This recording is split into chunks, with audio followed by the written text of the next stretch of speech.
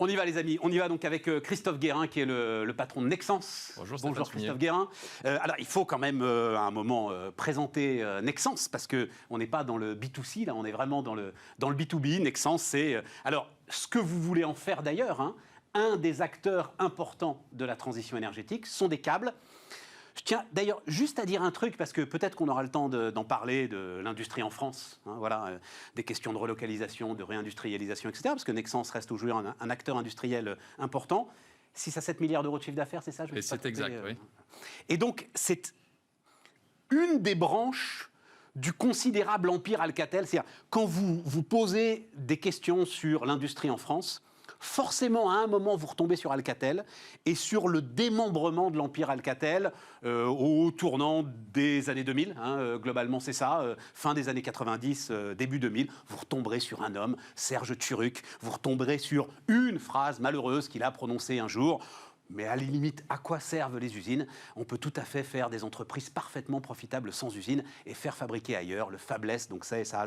Voilà, les années 2000, la Chine, usine du monde, tout ce qui est en train de se retourner aujourd'hui. Et Nexans en est le témoin d'une certaine manière.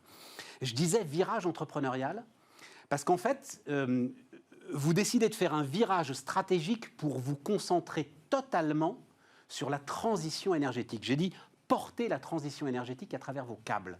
En quoi consiste ce virage exactement aujourd'hui, Christophe? Oui, Stéphane, c'est assez simple. En fait, dès qu'il y a besoin d'électricité, dès qu'il y a besoin de données, il y a besoin de câbles qui portent l'électricité ou qui portent la donnée à travers la fibre optique. Donc nous, on produit tout. On est un grand généraliste. Il n'y avait plus que 2 grands généralistes du câble dans le monde. C'est un autre concurrent italien qui s'appelle Prysmian et Nexans.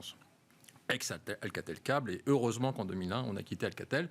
Et on reste une société française comme Alstom, ferroviaire. Pourquoi heureusement, dans l'empire Alcatel, vous avez des colonies, oui. Ils sont tous retraités maintenant, hein, mais des colonies nostalgiques de l'empire Alcatel. Non, il y en a un qui n'est pas retraité, il s'appelle Arnaud Montebourg. Il brigue la présidentielle. Je ne veux pas rentrer sur le plan politique. Eh oui, attention à ce qu'on dit avec Alcatel. Non, alors, donc 34 sous-secteurs aujourd'hui, et c'est un marché, le câble, c'est un marché d'à peu près 210 milliards, et la partie électrification, c'est 100 milliards, 150 milliards dans les 10 années suivantes qui arrivent. Donc l'objectif pour nous, c'est Attendez, 100 milliards dans les 10 ans qui viennent, donc 10 milliards par an. C'est pas 100 milliards de marché sur une année. C'est 100 milliards aujourd'hui, ça va aller jusqu'à 170 milliards d'ici 2030. Mais vous, 6 à 7 milliards, c'est-à-dire, vous n'avez pas un potentiel d'aller chercher... Non. Voilà. Non, pas du tout. Mais par contre, comme l'électricité mais en termes d'équipement par année, par exemple, le potentiel aujourd'hui de câbles électriques à l'échelle mondiale, c'est une moyenne de... c'est le marché actuel, hein, c'est 100 milliards, c'est à peu près 5% de croissance par an. Et ça va venir d'ici, à partir de 2025. Il y a des nouveaux marchés qui sont en train d'exploser, notamment tout ce qui est ferme éolienne. Aujourd'hui, on fait à peu près pour, en termes de cotation, 1,5 milliard pour les fermes éoliennes en mer. Dans 3-4 ans, ça sera 5 milliards par an. Donc c'est gigantesque. Il y a des nouveaux marchés sur le thème de l'électrification qui sont en train de subir une croissance exponentielle. Mais alors, marchés sur lesquels? Parce que vous dites que vous êtes deux. Il y a Prysmian, là, l'italien, et vous. Donc, il n'y a pas de concurrence sur ce marché? Si, c'est très, très fragmenté. Mais voilà, en fait, vous avez des grands spécialistes qui sont uniquement sur le télécom, uniquement sur l'industriel, l'aéronautique ou l'automobile, ou uniquement sur des petits bouts de l'électrification. Mais il n'y a pas de grands industriels qui couvrent le secteur de l'électrification dans le sens général du terme. Qu'est-ce que vous lâchez? Parce que de ce que j'ai compris, c'est... donc, vous allez vendre quoi? 1,5 milliard d'actifs, c'est ça le plan? 1,5 milliard d'actifs. Et la moitié des salariés du groupe? Je vais vous expliquer. Ouais. En fait, on a une activité, une petite activité qui est historique, qui représente 8% du chiffre d'affaires, qui sont les câbles pour les faisceaux électriques qui sont dans les voitures. Voilà. Et donc ça, on l'a depuis 15 ans, c'est une activité qui va bien, mais qui utilise de la main-d'œuvre à bas coût en Roumanie, au Mexique et en Tunisie. Et cette partie-là, pour 8% du chiffre d'affaires, 500 millions d'euros, représente 11 à 12 000 employés sur les 26 000 de Nexans. Donc c'est pour ça qu'en effet, vendre cette activité-là, en termes de conséquences sur la partie, le nombre d'employés, c'est assez important. Mais c'est un modèle économique qui n'est pas vraiment le modèle économique du câble, où la part main-d'œuvre dans le câble est très faible. Et ça peut intéresser qui, ça? Les professionnels de l'automobile, justement, qui pourraient vouloir réinternaliser, en fait pas les constructeurs, mais nos concurrents ou des partenaires financiers, puisqu'il y a une grande migration qui se fait sur le véhicule électrique. C'est un très beau potentiel de marché. Mais justement, j'allais y venir. Alors, venons-en tout de suite. Mais justement, À partir du moment où vous êtes sur l'électrification du véhicule, pourquoi est-ce que Nexans, qui se veut partenaire de toutes les électrifications, se dit non, ça, pourquoi? Je vais vous expliquer. Trop petit par rapport... Je vais vous expliquer, Stéphane, une semaine que j'ai eue une fois dans ma vie, il n'y a pas très longtemps, il y a 3 ans. Le lundi, j'étais à BMW. Le mardi, en disant l'automobile est cœur métier. Le mardi, j'étais chez Airbus en disant l'aéronautique est cœur métier. Après, le jeudi, j'étais chez Enel en disant l'électrification c'est cœur métier. Et le vendredi, j'étais chez Sonepar en disant le marché de la distribution et la construction c'est cœur métier. Il y a un moment donné, vous savez, on revient à la base de la stratégie, Stéphane. Quand on est partout, on n'est nulle part. Et les clients ont besoin d'avoir plus que des câbles, des systèmes, des sous-systèmes, des choses beaucoup plus complexes pour les suivre dans l'évolution de la chaîne de valeur. J'ai fait une remarque d'ailleurs au CMD. Je dis à un moment donné... C'est quoi le CMD? Excusez-moi, le Capital Market Day, la journée investisseur. D'accord. De la semaine dernière. J'ai un client qui m'a dit « Chris, il va falloir bouger ». Il va falloir bouger. Chris, il vous appelle Chris, oui, le gars. Moi, je suis assez facile d'accès. Très anglo-saxon. Et puis il me dit, Chris, we gotta move. We have to move. Yeah. We have to move. He told me, il m'a dit, si tu veux pas que Nexans devienne le Kodak de l'industrie, à être partout et à louper des migrations importantes qui sont en train de se faire en ce moment, you better move now. Il faut vraiment bouger dans les années à venir. Et il est là notre enjeu. Aujourd'hui, nos clients ont besoin de plus que juste des câbles et des composants. Et je finis là-dessus, Stéphane. C'est exactement ce qui s'est passé sur le secteur de l'automobile, pour rester un peu avec le secteur automobile.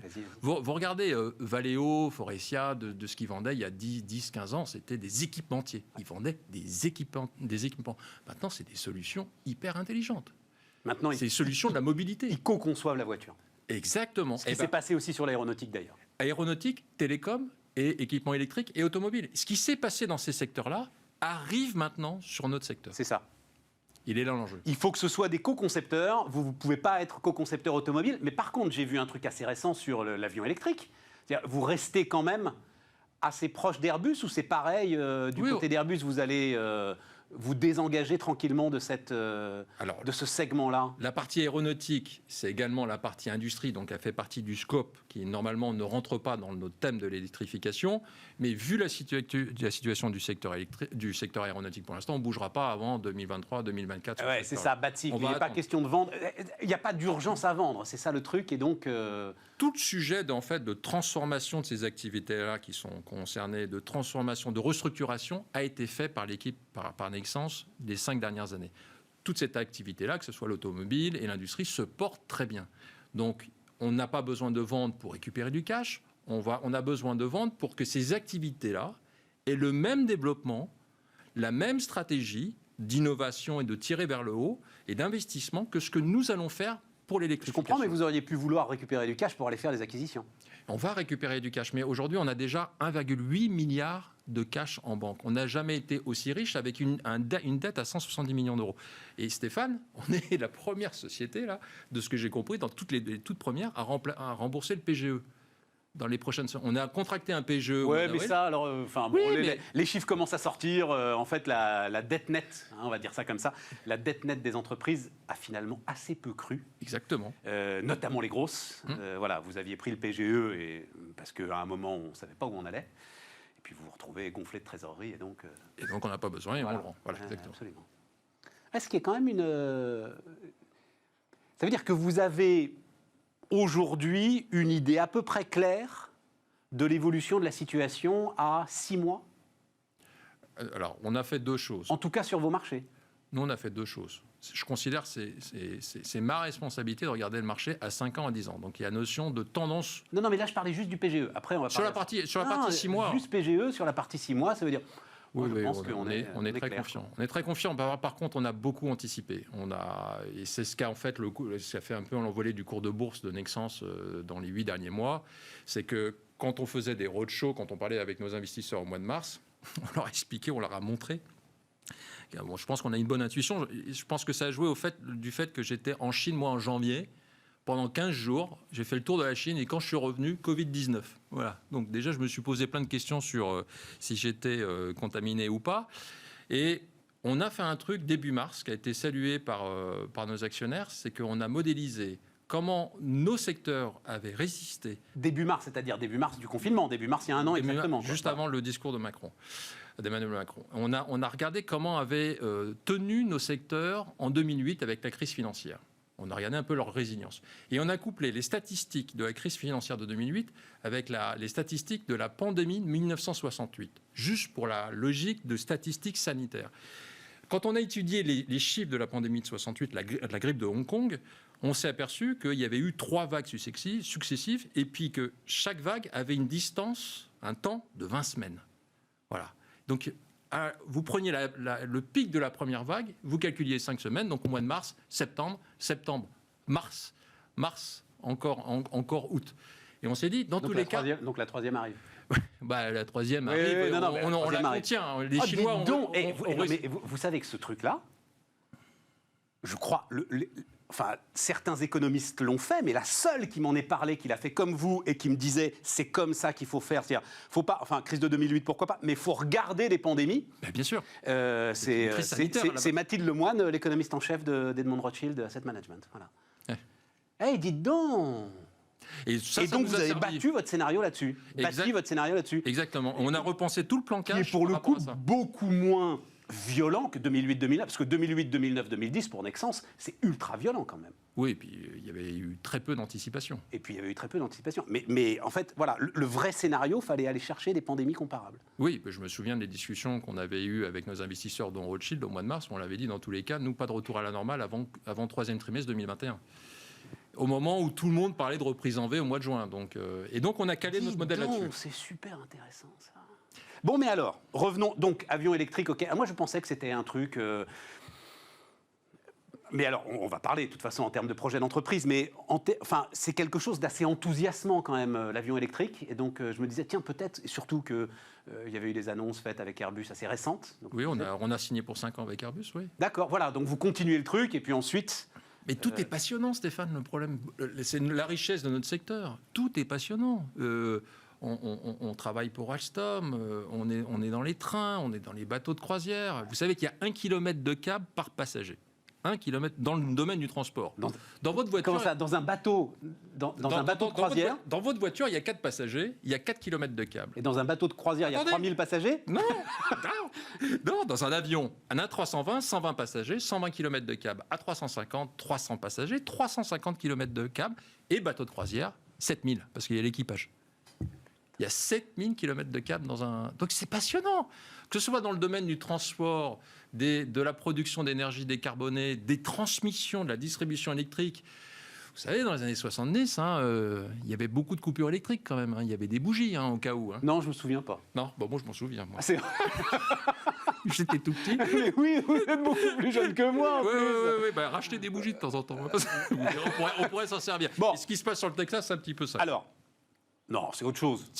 C'est pas un problème de câble au Texas, c'est un problème fondamental de réseau, c'est un problème de tout d'ailleurs. C'est un problème de tout, c'est un problème de changement climatique. Non, c'est un problème de production, c'est ça que je veux dire. Non, mais il n'y a pas que la production, il y a aussi l'obsolescence des réseaux. Aux États-Unis, le réseau, il est obsolète de 40 ans. D'accord, mais s'il avait été couplé avec le reste des États-Unis, il y aurait sans doute eu moins de problèmes. Exactement, mais les interconnexions sont sans doute les éléments les plus complexes et les plus fragiles de ces réseaux électriques aujourd'hui. De ce qu'on pense, de ce que va annoncer l'équipe Biden dans les prochains mois, c'est des trillions de dollars d'investissement sur le réseau électrique américain, qui a la même tête que leurs avions, qui est donc très, très vieux. Ça Ah oui, quand on parle de potentiellement 20 000 km de lignes haute tension qui vont traverser l'Est, l'Ouest du pays à l'échelle des États-Unis et le Nord et le Sud qui vont faire en fait des autoroutes d'énergie. Parce qu'en fait, qu'est-ce qui va se passer ? Les États-Unis sont en train de bâtir tout un bloc de fermes éoliennes en mer sur toute la côte Est américaine.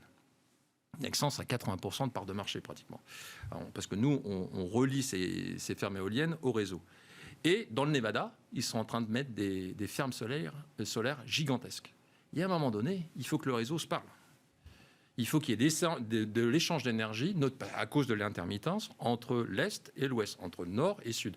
Donc ces eaux d'autoroute d'énergie aux États-Unis sont en train de se bâtir. Justement, 2 choses, Christophe. Il y a d'abord le transport et ensuite il y a effectivement le smart grid, c'est-à-dire l'intelligence du réseau. Sur le transport, sur l'éolien en mer, Je lis tout et n'importe quoi sur l'éolien en mer. Ça me passionne en fait, parce que vous vous dites, c'est quand même le truc qui coche toutes les cases, un peu comme l'hydrogène. Si on y arrive, c'est génial. Voilà, c'est sans doute une solution. C'est une parmi d'autres. Hein. Oui, mais on les met loin en mer, etc. Elles tournent, il y a du vent, ça emmerde personne, c'est parfait. La déperdition de l'énergie, justement, à travers les câbles, c'est quoi ça peut se quantifier Tout votre boulot, c'est justement de faire en sorte qu'il y ait le moins possible de déperdition électrique à travers le chemin des câbles. Il y en a très très peu. Il y en a très très peu. La problématique, c'est la déperdition de l'énergie quand on n'en a pas besoin, pour des problématiques de stockage. C'est ça, d'accord, mais à travers sur les chemins de câbles, il n'y a pas grand-chose finalement. Non, très très peu. Très très peu. Très très peu. Et puis en plus, les longueurs de câbles sont de plus en plus importantes. C'est aussi un autre secteur qui est super intéressant.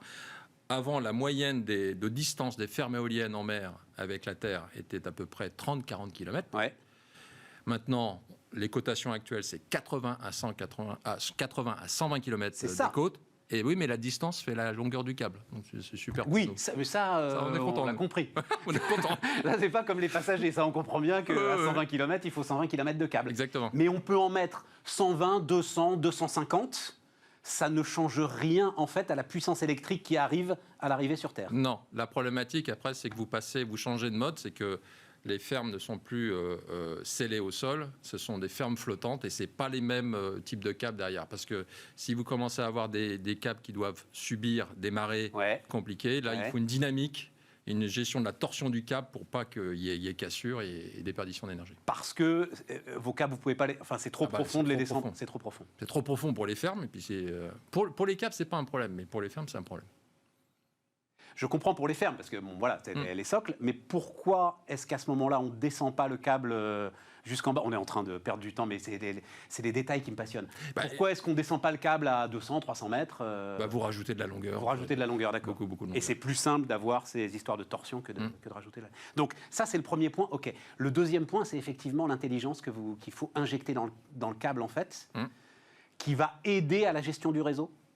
Oui, à l'avenir, en fait, le câble est un élément actif, il n'est pas passif puisqu'il conduit de l'énergie, mais la problématique, c'est maintenant, à cause des grandes tempêtes et des catastrophes naturelles, on enterre les câbles. Donc, quand est-ce que le câble, à un moment donné, il peut y avoir des surplus d'énergie qui accélèrent l'obsolescence d'un tronçon de câble, quand est-ce qu'on sait que ce câble doit être remplacé ? Avant qu'il lâche.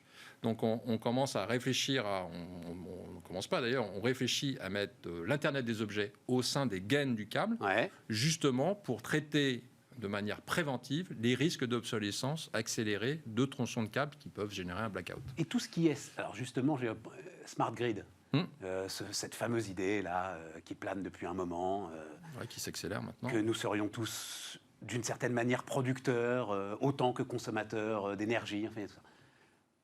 C'est le sujet de Nexans aussi, ça. Ah bien sûr, c'est le sujet de demain, mais c'est le sujet aussi qui va avec le renouvellement des réseaux. On a besoin d'une nouvelle production d'énergie, décarbonée, pour remplacer les énergies fossiles. On a besoin du renouvellement du réseau électrique partout dans le monde. Je vais vous donner un exemple très très simple. Ce qui s'est passé sur le télécom. On est passé du 2G, la 3G, la 4G, la 5G, mais on a renouvelé le réseau électrique. On a enlevé les vieux câbles en cuivre qu'on avait installés dans les années 80, on met passé de la fibre optique. C'est la même chose pour les câbles électriques. Sauf qu'on est juste au début de cette nouvelle révolution électrique. Et arrivera après les réseaux, la gestion décentralisée des réseaux électriques à travers les smart grids, et pour y mettre de l'intelligence, parce que quand tout le monde ira connecter c'est d'une complexité infinie. Parce que la base reste la base. Un électron qui rentre, il faut, on va dire globalement, il y a une petite tolérance, il faut qu'il y ait un électron qui sorte. Voilà, c'est ça le sujet. Et c'est passionnant. C'est RTE, c'est passionnant. Mais quand on plonge là-dedans, la complexité est... Moi, il y a un truc qui me fascine, phénoménal. Il y a un truc qui me fascine, Stéphane, c'est la manière, un peu la géographie des pays. On regarde beaucoup les pays à travers leurs frontières physiques. On a parlé beaucoup de Brexit. Mais vous ne vous rendez pas compte du nombre de câbles d'énergie sous-marins qu'on est en train de connecter entre tous les pays européens avec l'Angleterre, justement pour avoir accès à la puissance des fermes éoliennes installées au Royaume-Uni depuis 10 ans. Qui va représenter bientôt 30 gigawatts. On va avoir besoin des Anglais. Et donc, il y a des autoroutes 30 d'énergie. gigawatts, c'est, on va dire, 15 EPR, les amis. Hein, voilà, à peu près, Ouais, à peu près c'est 14. ça. Et le monde va en poser 200 Alors, gigawatts. et sur ça aussi, d'ailleurs, il y a un grand débat. Je crois que les Anglais tombent maintenant sur leur dernier appel d'offres à 40 € le mégawattheure, ce qui est un prix vraiment qui devient très raisonnable. Bon, ce prix est contesté. Certains vous disent non parce que, en fait, justement, ça ne tient pas compte de l'intermittence. Oui, bien sûr. Ça ne tient pas compte du fait que quand il n'y a pas de vent, il n'y a pas d'électricité. Il y aura besoin de stockage à un moment donné. Et ça aussi, c'est quelque chose qui, à un moment, va vous intéresser. C'est quelque chose qui réduira certainement le déploiement des câbles. Donc, on va regarder. Mais bon, le coût de batterie, je crois qu'ils ont fait une étude sur Tokyo ou Non, sur mais le de toute Japon. façon, Christophe, les batteries, elles seront au pied des pylônes. Oui, pour récupérer l'énergie, il y aura une toujours fortune. besoin de câbles. Toujours. Il n'y a pas d'électricité. Le câble ne viendra pas des satellites. Ça, c'est pas possible. C'est même la donnée. 99% des données Internet passent par les câbles sous-marins. Donc, parce que quand même, alors l'ensemble de ce projet effectivement a l'air fantastique. Qu'est-ce qui peut être fait en France là-dessus ? Il y a déjà beaucoup de choses qui sont faites en France. On a 10 sites en France qui font de l'éolien, qui sont dans le domaine de la construction, qui font tous les câbles d'énergie également du réseau français. Donc on est très local. C'est un peu l'avantage du câble. On n'a pas besoin de délocaliser. Pour des questions de coût, la part main-d'œuvre dans le câble est très limitée. On a besoin de professionnels du câble, on a besoin d'experts et on a besoin d'être localement implanté pour avoir des business. Le patron de Nexans aujourd'hui qui fait ses arbitrages, il dit moi aujourd'hui, pour moi, je suis aussi compétitif si je fabrique en France que si je fabrique, j'en sais rien, en Allemagne, en Espagne, en Italie. Non, je vais vous dire, je vais être beaucoup plus concret. On a une usine qui est actuellement proche d'Amiens, qui fait des câbles pour le ferroviaire, qui est plus compétitif que les Chinois. Voilà. La part main-d'œuvre est très très limitée. Parce que moderne, 4.0, tout. Oui, puis parce que accès à des polymères et un métal. Nous, on a notre propre métallurgie in-house. On reçoit les cathodes de Zambie et de Chili, les cathodes de cuivre qu'on va fondre dans notre usine de Lens. On a un fleuron métallurgique à Lens pour en faire ce qu'on appelle du rod wire, donc des barres de cuivre de 8 mm, qui sont l'âme du câble, puisque c'est le cuivre qui conduit l'électricité. Le grand risque que nous, on voit dans les prochaines années, c'est la convergence du tout électrique qui va en fait sur le cuivre. Le marché du cuivre va passer de 20 millions de tonnes à 35 millions de tonnes. Donc, est-ce que les mines vont pouvoir suivre pour subvenir à ce besoin-là ? Ça va être un gros sujet. Et c'est pour ça qu'on va conserver nos usines de métallurgie. Ça va devenir un asset. Je me souviens, je vais faire un peu mon vieux, mais dans les années 2000, les clients faisaient la queue parce qu'en fait, il n'y avait plus de cuivre. Et donc, ils n'avaient pas de câble. Et donc, je pense que c'est un véritable asset parce qu'aujourd'hui, nous, on récupère tous nos déchets. Mais il faut aller au bout, il vous faut des mines. Non, non, ce n'est pas notre modèle économique, mais ça va devenir un sujet. Mais du coup, nous, on récupère tous nos déchets. Mais c'est déjà un sujet d'ailleurs. Ça flambe là, les cours du cuivre. On est passé il y a 6 mois, on était à 7 000 $ la tonne. Là, on est proche des 10 000. Et vous répercutez les coûts sans problème ? Oui, nous c'est un pass-through. On passe tout 100% c'est hedgé, on passe 100%. Il n'y a pas de spéculation sur le cuivre. Mais la rareté va être importante. Donc, on récupère tous nos déchets et nos déchets repassent en économie circulaire dans notre site métallurgique. Bon, Christophe, il nous faudrait plus de temps, mais malheureusement, on ne les a pas. Déjà ? Les amis, arrêtez d'acheter du bitcoin, achetez du cuivre. Exactement. Non, du câble. Du cuivre pour les revendre ensuite à Christophe et à Nexans. À Chris. J'étais ravi, les amis. Donc, Christophe Guérin, le patron de Nexans, était l'invité de Bismart. Et on va passer à la lessive.